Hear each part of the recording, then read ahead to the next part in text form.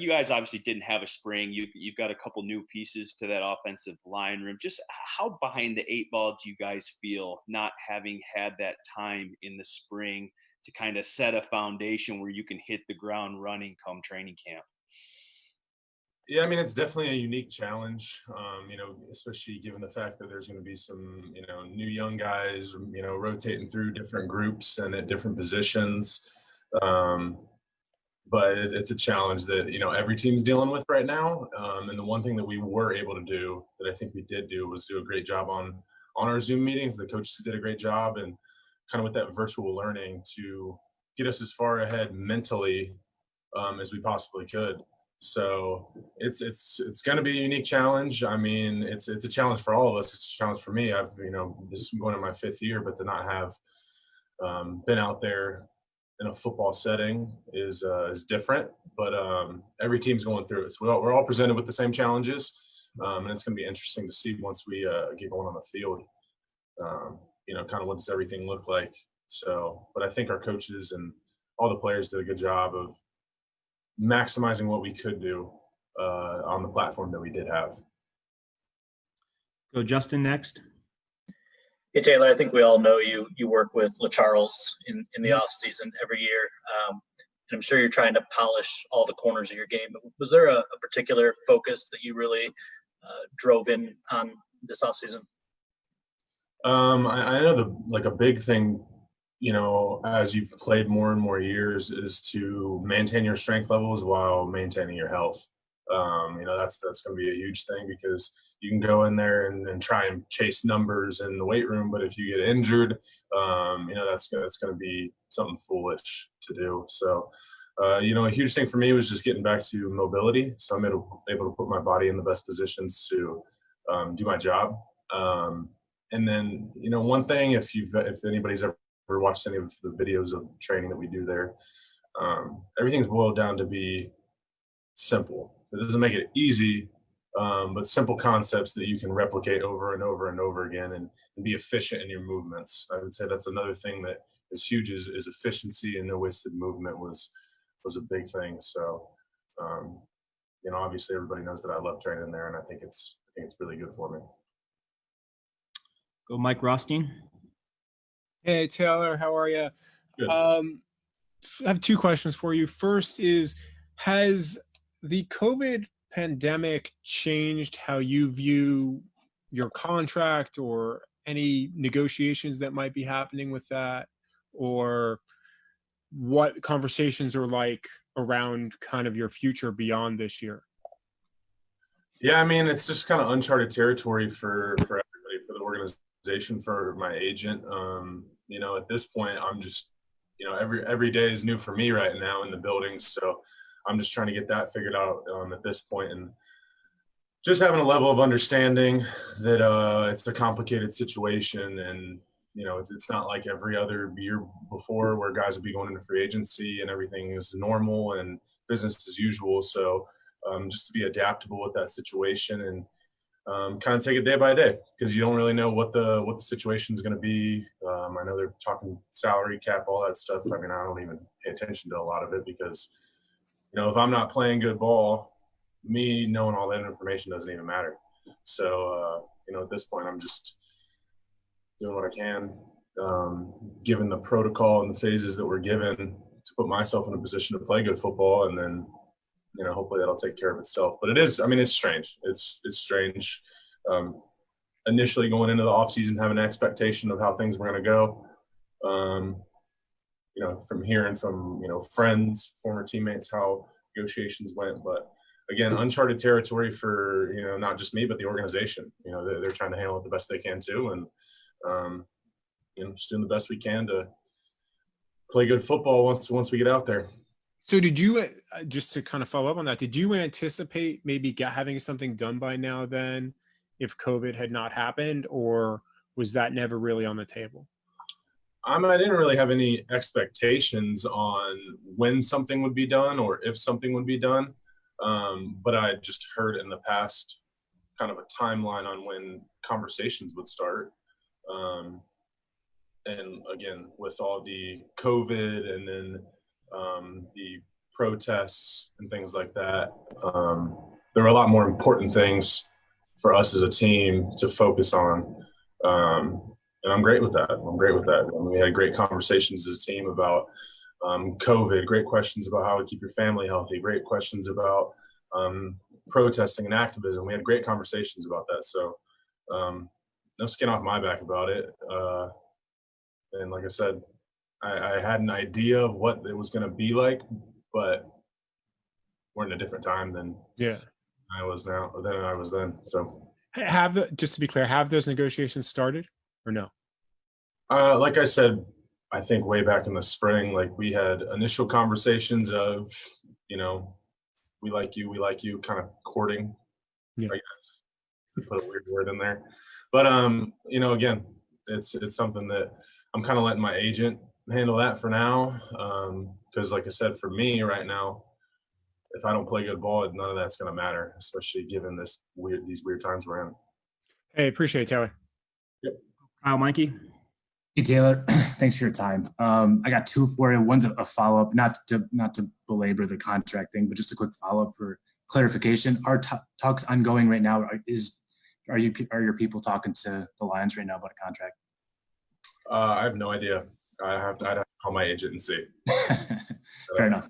And the other one is, I'm just curious. You hear so much every year about how much you guys need on-field reps to be right, to be able to see a defense the same way, and so forth.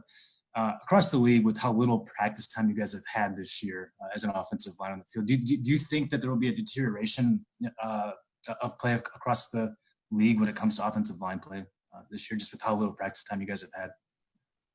I mean, I can't foreshadow what the performance level is going to be, and I can't, speak to what other teams have or haven't done with their offensive lines. But just as offensive lines haven't been able to practice and get contact, neither has any other position. So, like, we're all in the same boat, and it's going to be, like I said, a unique challenge for everybody. Granted, with offensive, defensive line, front sevens, is there a lot more contact at that position, and is it good to get that contact to get used to how the game's going to flow and what the speed of it is going to be and the contact level? Yeah, but it's not just the offensive lines that are missing out on that. It's every single position group. So, it's just going to be interesting. It's going to be interesting to see how it plays out. It's going to be interesting to see the learning curve for the younger guys, and what does it mean for older guys who have been in it. Thanks. Go Steve Courtney next. How you doing, Taylor? Thanks for your time. Obviously, Taylor, some players in the league have opted out. How difficult is the mental aspect preparing for a season that might not be? And have you heard from various family members concerned about your safety moving forward? Like me personally, I said it back in the spring, I'm not personally concerned. And I know my family trusts me to make the best decision, and I don't think they're necessarily concerned for me. But I'm going to do my best to not put my family at risk in any way that I can. And I can't really speak to what goes into other people's decisions. So, those are personal and private decisions for them. And everybody's been respectful of them. So, however anybody wants to approach that, your health and safety is paramount. I understand that. And then to speak to being ready in these times and not knowing if there's going to be a season or not, I just see it as my job to be prepared to play ball at all times. So, I'm a professional football player, train year round, maybe take a week or two off. And it's my job to be prepared and be ready. When we get back here day one, if we're lifting and running, you better be ready to lift and run and do what you're supposed to do. So I guess I'm just ready at all times to get going. Okay, we'll do 4 more questions. We'll go Stets, Burkett, Justin, and then cap with Jeremy Fowler. Stets. How you doing, Taylor? Good. I know it hasn't been much of an off season, more virtual than years past, and it's early yet, but I wondered your impressions so far of rookies Jonah Jackson and Logan Stenberg. In the meetings, quiet, which is probably to be expected of rookies. I've heard that they're like smart guys. I know they've had their extra rookie meetings. And there's a learning curve in the NFL, but the learning curve of not being able to go out there and do it around other guys, around other veterans that can give you pointers, can be challenging. But I've heard they're intelligent. I have heard them ask good questions. Not surprising by the Ohio State guy, prestigious university. So, yeah, it's going to be fun. It's going to be fun. I mean, I've seen a little bit of clips here and there of them, obviously athletic guys, and definitely, I think more than anything, a culture fit, a good fit in the room for personalities, blends, and stuff like that. Because, I think we got a great room. I think we got one of the best rooms in the building, not taking anything away from the other guys, but obviously I'm biased. So, I think they'll add something to us. Go Dave next. How you doing? First of all, Taylor, good to see you, and we appreciate the time. Two follow-ups really on Steve's question, just to be clear. Did you ever consider opting out of the season? Was that ever a thought that even crossed your mind here? No. No, I didn't. I did not consider it. No. And then number two, you were talking about, what offensive line play may look like early, but given the constraints of the offseason, I mean, could there be do you anticipate rustiness across the board, early on in the season? And then just what steps do you take to shorten that curve, I guess, to make sure that there's not on your end, on the offense's end and the offensive line's end? Yeah, I think our coaches have done a good job and I know it's virtual learning, but going through things as simple as on this type of block, how are we going to take the footwork, as opposed to just getting out there day one when we're practicing and having to go over all of that, to maybe mentally process that and envision yourself doing that. I do think there's some benefit to that. And I think we're going to see probably once we get practicing if there's any level of rustiness. But, I really do believe in talking with, my teammates the last few days being in the building, that everybody was trying to do everything they possibly could to keep themselves ready. Obviously not having OTAs, it's different, but that doesn't mean you can't prepare yourself for what you need to be able to do for your job. So, yeah, I mean, it's a kind of a we'll see situation, but I mean, I think we're ready to play some good football. So it's been fun being back in the building, getting to see everybody. We've been on video calls the whole time, being able to be around the guys, chop it up with them, and talk some shit. It's fun to do. It's fun to be around the guys and challenge them and stuff like that. So it's been good to be back in the building, and I think everybody's really, really excited. And I think there's going to be a high level of motivation and urgency now that we've gotten going. And I think you can see that there's laser focus. So. I don't know if we will see a drop off in performance. I don't. You can still do the trash talking virtually. I mean, has that taken on a different sort of tone level that you can do? I can mute you if you so yeah. Great, thank you. Yep. All right, we'll go Justin, then Jeremy Fowler. Hey, Taylor, sorry, one more about contract stuff. And I know it's probably getting old, but would you consider something short term, 2 to 3 years, as I guess the NFL navigates some of the struggles that may come with this, and then come back to the table? You're in that age where maybe you could come back and still get that full deal a couple years down the road. I guess I haven't considered anything because there hasn't been anything put on the table. So however those conversations go, I'll speak with my agent about that. He'll speak with the organization about that, and then however they go. But obviously anything could be considered because, like I said a million times, I feel like a broken record saying it's just uncharted territory. It's weird times. So I think there's possibilities everywhere. So yeah, I mean, I guess short answer, would I consider something? I consider all options. Yeah. You did allude that you have the best room in the building. What kind of stamp do you think Hank's going to put on that maybe something we won't see here on this side of the doorway?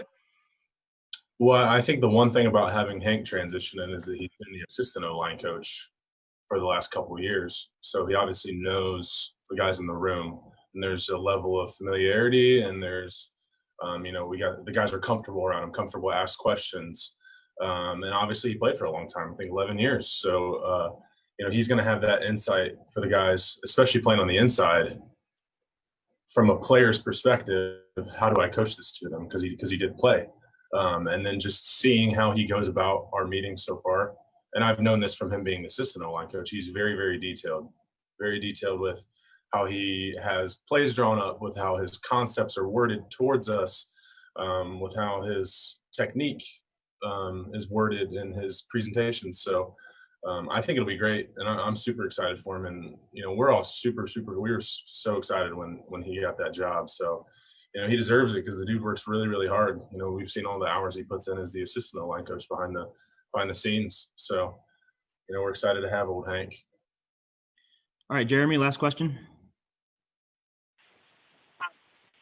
Hey, Taylor, what's the biggest sacrifice you have to make in order to play a season, during this pandemic, whether it's like giving up public places or maybe favorite food place or less time with family? Like what's sort of the biggest sacrifice? I mean, I like being at home as much as I can, so it's not a huge sacrifice for me, but for some people it might be a challenge just not being able to be out and socialize and be out amongst big groups. For me, it's not a hard sacrifice to make. I like to stay at home, take a nap, play some video games if I can. But I think that's definitely a challenge, especially in, guys living close to the city, or if you're a younger guy, you want to go out and do things, you want to go out and be around people. That's a challenge, but I don't think that's a huge challenge. I think if you ask every single guy, would you trade being able to go out to eat 3 times a week to be able to play football this year? Every single one of them would trade it. So, it's just a sacrifice. And like for me, like I said, it's not a difficult one. And everybody around the building in our organization has done a fantastic job to try and streamline everything possible to keep us out of situations we're going to have to go out and be exposed. And maybe not only put yourself at risk, but put other people at risk, and put your family at risk. And I think that's another thing a lot of guys are taking into consideration. Is it worth me going out to eat if I give my grandma COVID and she's in critical condition? Definitely not. Nobody would think that. So, I want to play. I want to play. Yeah. And then you had mentioned kind of blocking out the business and the contract stuff during this time. Like, what's an example of how you did that? Was it, maybe ignoring some of the talks about future salary cap stuff and the negotiations with the PA, or like talking to your agent to get the basics? Or what sort of an example you have of that? Of like just blocking it out? You're saying of blocking out negotiation things? Can you clarify that? Yeah. It being a pandemic and how it could affect you, just deciding to move on from that. What did that look like for you? How did you do that? I guess I just didn't pay attention to it. I don't know how to word it other than that. There's all these numbers being thrown out on salary cap, what the future might look like with the NFL, what this year might look like. And there's a million things being speculated. And if I was reading into all of that, being worried about my contract, and there's a million other important things going on, that would be exhausting. Anxiety would. So I just ignored it and focused on what I could focus on. My gym was open, so I was able to go train. I was able to go home, eat, go to sleep, repeat, golf a little bit. So, that's all I could control. That's all I could focus on, because speculating and worrying would be exhausting, because there's nothing I can do to control what the, business side of the negotiations with salary cap and all that are going to be. Like, I'm just, again, focusing on making myself the best player, working on things, like I said, that mobility, maintaining strength and being healthy, efficiency of movement. Those are things I can't control. I can't control whether, COVID-19 allows us to have a season or not. All right. Unless Dylan Larkin has a question, we'll conclude with that. Thanks, guys. Thanks, Taylor. No problem. Hey, we talked to JD the other day, and he had a lot of good things to say about you and the relationship that you two have built over the phone, and then in the last few days in person.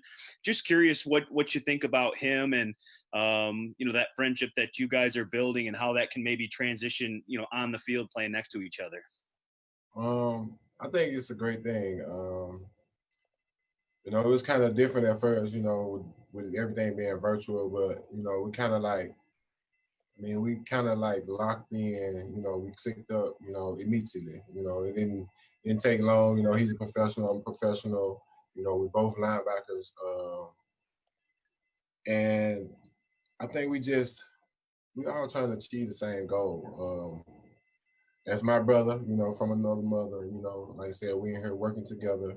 We got to deal with all this whole situation together. Like I said, we linebackers, man. We like the kings of the team. So we got to hold everything down. We got to be as one. If we're not together, the team not gonna be together. That's how I look at it. So if we're not tight, we can't get everybody else tight. So I like his game. I always like this game. He's a high energy guy. I feel like I can learn from him when it comes to that. Just because you can never go wrong with energy. You know what I'm saying? No matter who it is. Energy is everything when it comes to the football world. So I'm excited. I'm excited. I'm really excited. I can't wait to get on the field. All this virtual stuff is, it's cool, but it's nothing like actually being on the field playing. So I'm really eager and excited to get out there with them and the rest of them, everybody else. Thank you. Let's go, Dave Burkett. Hey, Jamie, it's good to see you. Welcome to Detroit. Appreciate you doing this. Two questions. First, today's the opt-out deadline in the NFL. A lot of your old teammates in New England, guys who've won rings and made a lot of money, have taken the opt-out. You've obviously done some of that too. How much did you consider opting out, if at all, this year, and why did you make the decision you ultimately made? Everybody's situation is different. I can't speak on nobody else but me, but I don't know. It's like it's tough times right now. Everyone is impacted by it. Nobody is exempt. Nobody, and it's just for me. It's just just deal with it. I'm at home every day, bored, eating, getting big. Whatever the situation is. It's just like I don't want to drown in my sorrows or what I'm saying, just be depressed. So I just felt like, this would be the time for me to, especially with me coming into a new situation, to just get in here and do what I got to do and deal with it. You know what I'm saying? Like, maybe it can't get no worse than this. So if I can just come to a new situation, dealing with all of this stuff, you know what I'm saying? Like, maybe, some good will come up out of it. So I never looked at it as like, I'm gonna just opt out, like, let me just get away from it and just, you know what I'm saying? Like, I didn't never look at it like that. But like I said, everybody's situation is different. I'm always up for a task, you know what I'm saying? Like, I ain't never shying away from nothing. So I'm just, like I said, I'm just eager. I'm ready to get here. Like, it's a new situation for me, you know what I'm saying? Like, why not go on and just dive into the situation, you know what I'm saying? Take it all on, you know what I'm saying? Instead of just taking this year off and then coming back next year. And it's like, you know what I'm saying? I'm still new. So just go ahead and hit it while everybody else dealing with it, you know what I'm saying? Did you talk to family about it? Do you have any conversations like that? A little bit. Close relatives, sister, brother, but like, they always want what's best for me. They always want me to make my own decision, my own choice. They always, treated me like that, brought me up. I was raised like that to make my own decisions. So yeah, they always they on my side. Whatever I decide, they gonna back me up. So yeah, it is what it is. Like I said, they just want me to be safe. Like whatever it is, just be safe. Do whatever you gotta do to social distance yourself, stay clean, whatever it is, just be safe. Be safe and be great. The other thing I wanted to ask you was just what do you think football will look like this fall? I don't know. Are you worried it'll have some, the stops and starts, I guess, that baseball has had? And if the Lions offered a pseudo bubble, like some teams are talking about, essentially quarantining you in a hotel for game weeks or a large part of camp, would you take that? Would you do Um, I mean, we ain't got no choice. Like just like this opt-out situation, you know what I'm saying? It came up on us so fast, you know what I'm saying? Like we just gotta, deal with, whatever comes at us. This ain't the first time we've been blindsided by something. So, whatever it is, we just gotta be professionals about it and deal with it. That's the way I look at it, A lot of the shit hurt, you know what I'm saying? A lot of it hurt, but at the end of the day, it's like, you gotta deal with it, work through it. If you're gonna cry about it, go about your business or whatever, you know what I'm saying? Like the situation is just, the whole thing is tough. This whole situation, the whole deal, like we don't, the answer is just not there, you know what I'm saying? So it's either however you feeling that day or whatever, like just deal with the situation, you know what I'm saying? Like we all dealing with it, it's definitely, the season definitely is gonna be like, I don't know, it's gonna get put on hold, you're gonna have to miss a couple of games. A lot of guys gonna be test positive or whatever, like that's gonna happen. Like we can't run from it. Like I said, nobody is exempt. So you just gotta deal with it, man, and just pray for the best, hope for the best, next man up mentality. That's been the mantra, next man up. You know what I'm saying? So we got a lot of guys on the team with 90, you know what I'm saying? Then we go from there. Like somebody catch it, you gotta sit out 13, 14, however many days it is, I don't know. It's whatever the league throw at us, we gotta deal with it. I mean, we're here now, so it is what it is. Like we ain't obviously we don't have, no say, especially when it comes to opting out. Like I said, this, shit just come right at us, immediately. Like today, like you said, like we ain't got no time to think about nothing. So, like I said, it is what it is. We gotta deal with it. Thank you. So Ben Raven next.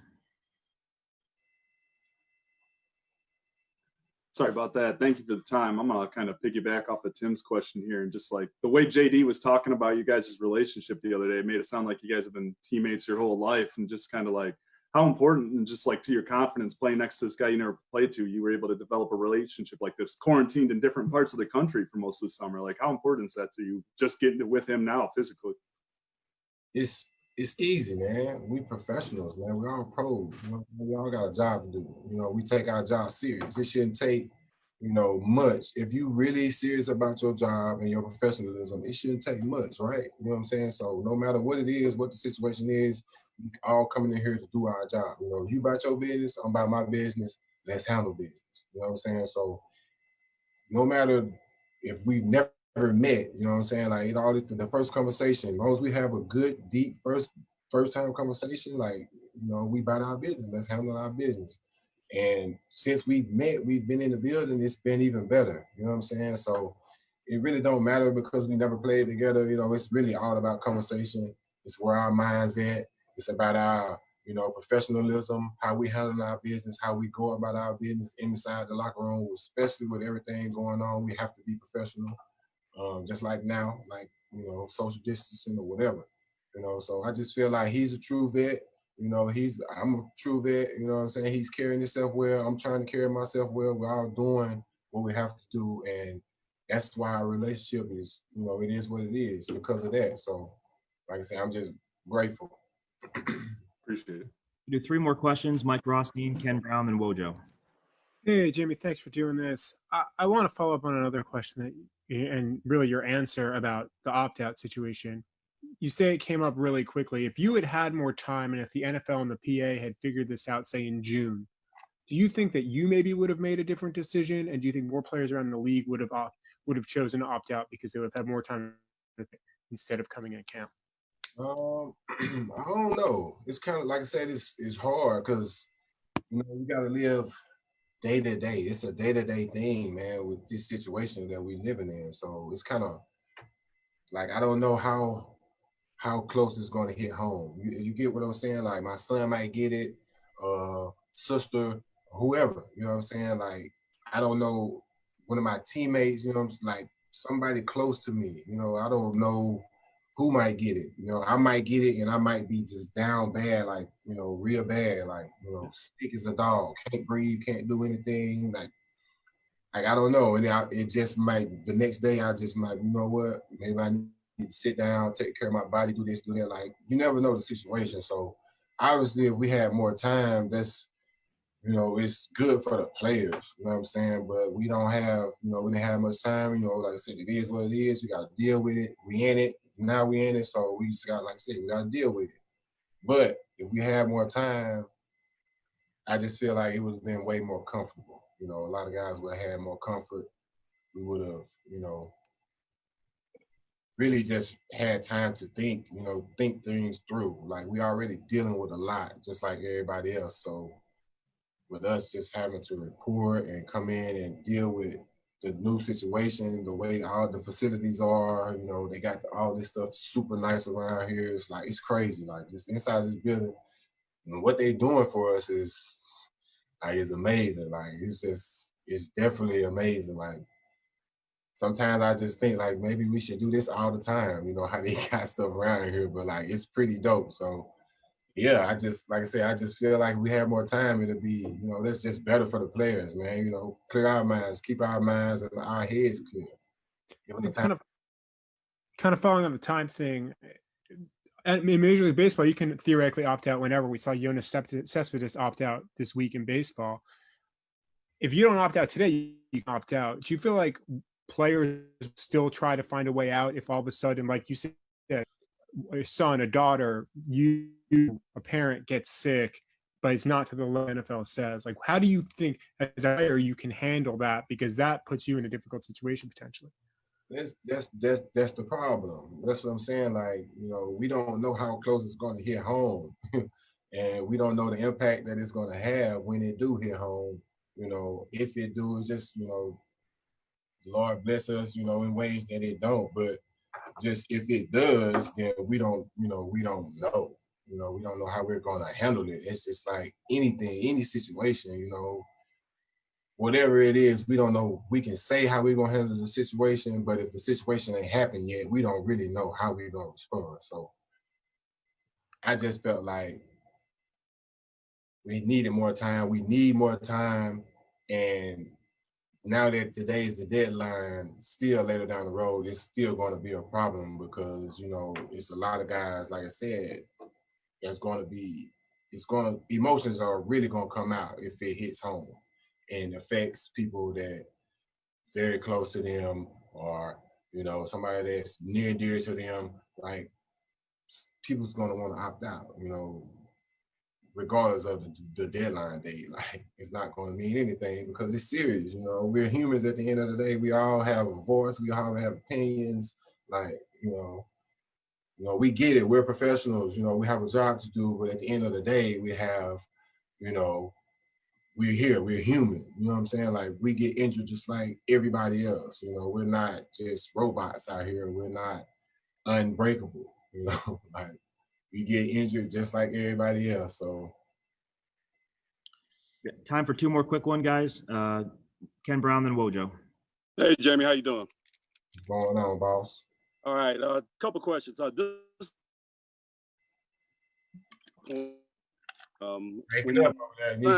People assume take Kennard's spot as the outside. I'm sorry. I can't hear you. Breaking up. Oh, can you hear me now? People assume you're going to be playing inside. I mean, Kennard's spot outside, but I've seen you play inside. I've seen you play outside, dropping. I've seen you with number 91 on, rushing the passer. If they told you yet which way you're going to play, and if it was a season or a game we could go to and say, this is Jamie Collins playing, where would we go look? Any game for me.